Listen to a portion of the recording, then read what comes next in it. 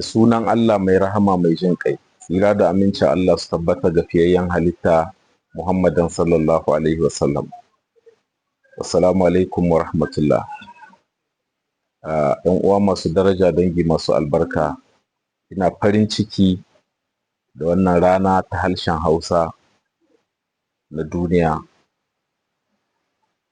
wanda a wannan rana ta 26 ga watan Agusta shekara ta 2025, ko'ina sassa daban-daban na duniya al'umman Hausawa suna ci gaba da cikin yin tarurruka a wannan rana a wurare daban-daban na duniya domin tattaunawa akan abin da zai ƙara kawo ci gaba da kuma magance abin da zai zama matsala ga al'umman Hausawa a ko'ina a duniya.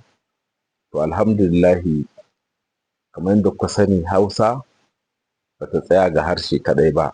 Bahaushe yana da al'adu masu kyau da ɗabi'u masu kyau. Ɗabi'u masu kyau, karrama baƙo, taimakon gajiyayye, girmama maƙwabci, da kuma nisantar duk abin da zai kawo fitina yanda za a zauna lafiya. An shaidi Bahaushe da son zama lafiya.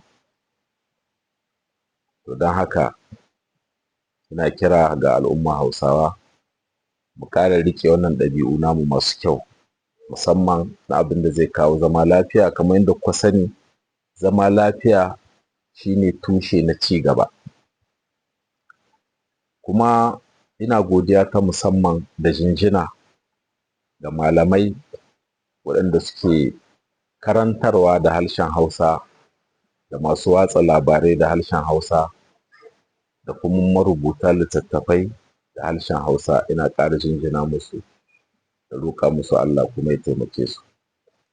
Bayan haka, a matsayina na sarkin Hausawa na al'ummar ƙasar Senegal, ina kira ga dukkanin al'ummar Hausawan Senegal mu yi ƙoƙarin ganin ‘ya'yanmu sun tashi da yarenmu na Hausa.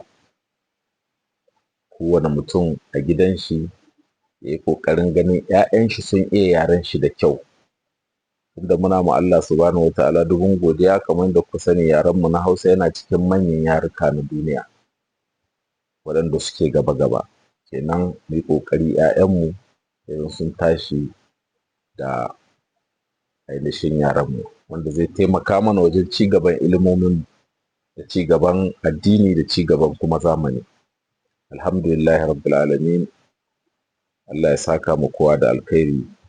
Wassalamu alaikum wa rahmatullah.